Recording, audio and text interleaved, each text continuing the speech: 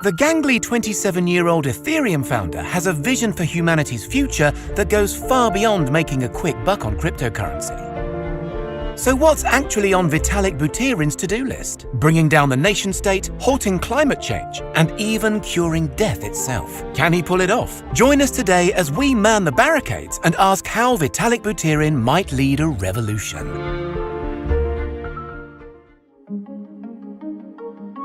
The flame of revolution was first ignited in Vitalik Buterin's heart during the Russian-Canadian software developer's early teens. "I happily played World of Warcraft from 2007 to 2010, the young billionaire recently wrote on his blog. Then one day, Blizzard removed the damage component from my beloved Warlock's Siphon lifespell. I cried myself to sleep," remembers Vitalik. "On that day, I realized what horrors centralized services bring." The following year, Vitalik's software developer father introduced his crestfallen son to a potential solution to the scourge of central authority, Bitcoin. Vitalik was already great at maths, able to add large numbers in his head preternaturally fast. As a child, one of his favorite toys was Microsoft Excel, so the blockchain sat very well with him. Despite enrolling in a full program of advanced courses at Canada's University of Waterloo during 2012, Vitalik simultaneously spent 30 hours of his week on assorted crypto projects. Something had to give, so Vitalik dropped out of college and dedicated his life to Ethereum.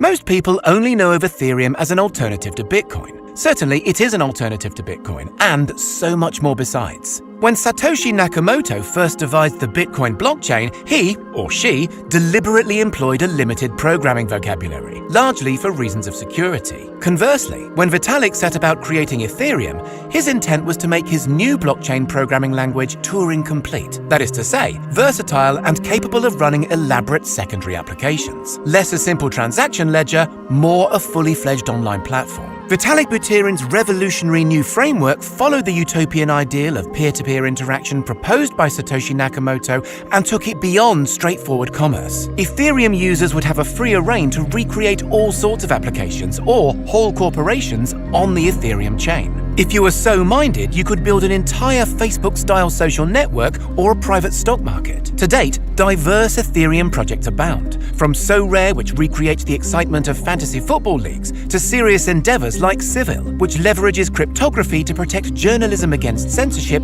and the erosion of professional standards. Why is all this important to Vitalik? Because the blockchain takes trust as a service away from big, powerful legacy institutions like banks and hands it back to the community. That's quite revolutionary in itself. Still salty about his little Warcraft man, Vitalik told Wired magazine, "I saw everything to do with either government regulation or corporate control as just being plain evil. And I assumed that people in those institutions were kind of like Mr. Burns, sitting behind their desks saying, 'Excellent, how can I screw 1,000 people over this time?'" Revolution is inevitable, you see, because helping the little guy, in Vitalik's view, necessarily means extracting authority from those who currently exercise it. Power is a zero-sum game, he told CNBC. If you talk about empowering the little guy, as much as you want to couch it in flowery terminology, you are necessarily disempowering the big guy. Personally, I say screw the big guy. They have enough money already. As well as his uncanny intellect, a colleague describes Vitalik as a genius alien.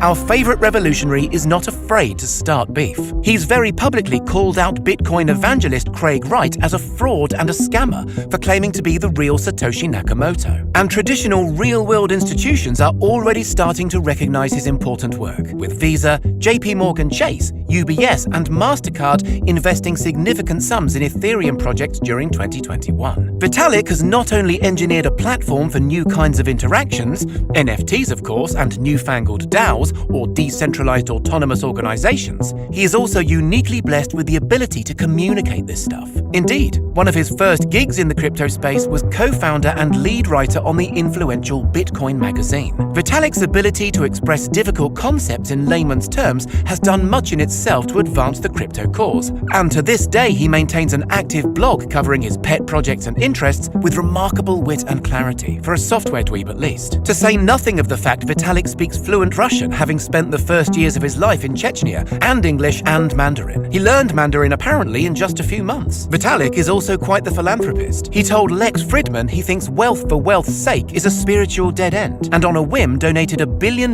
in crypto assets to Indian COVID-19 relief efforts last year. Among his most revolutionary wheezes is the idea that nation-states are long past their prime. Countries, he writes, are inefficient and slow-moving. It's easier to find a single city where there is public interest in adopting any particular radical idea, he claims in a recent blog, than it is to convince an entire country to accept it. So charter cities, think places historically along the lines of Hong Kong or Dubai, are the future of innovation, says Vitalik. And the next generation of Hong Kongs and Dubais will be underpinned by the flexibility and nimbleness of the Ethereum blockchain. Reno, Nevada has already explored blockchain technology, making NFTs of public art, funding DAOs by renting out empty state-owned properties, and even running casino games on blockchain-based random number generators. Beyond such shallow gimmicks, blockchains can improve governance in important ways. Blockchains are, by their very nature, transparent, so government fraud and collusion would be harder to pull off, because all the business of state would be carried out in the open. If you think that sounds far-fetched, you're in good company. Although he describes himself as an intellectual hipster meta-contrarian, Vitalik Buterin is the ultimate pragmatist, quite happy to admit when he's wrong, and intrigued by the countless human muddles and compromises he's been forced to make on his unexpected journey to becoming a leading tech seer. As we speak, Vitalik is working around the clock to move the Ethereum blockchain to a proof-of-stake mechanism, rather than the environmentally catastrophic proof-of-work technology he now admits was a huge mistake. Amazingly, for such an important figure in the world of crypto, he's skeptical about the recent NFT craze. I personally cannot relate, he recently told Lex Fridman, to this concept of spending a lot of money on a thing when there's no clear understanding why it would maintain its value. I cannot understand the psychology. However, Vitalik is keen on the woo-woo notion of eternal life and has invested serious time and capital promoting organizations like the SENS Research Foundation. He thinks everybody should read philosopher Nick Bostrom's Fable of the Dragon Tyrant, which basically mocks our society's daft assumption that death is inevitable. I hope the concept of seeing your parents and grandparents die will disappear, he recently said, in the same way the concept of getting lost in a city disappeared after the invention of the smartphone. Well, even if this brainy, articulate, ultra-wealthy firebrand doesn't live forever, there's a good chance his revolutionary ideas will. What do you think? Will Vitalik rage-quitting Warcraft be the butterfly flap that sets off the revolutionary typhoon? Let us know in the comments, and don't forget to subscribe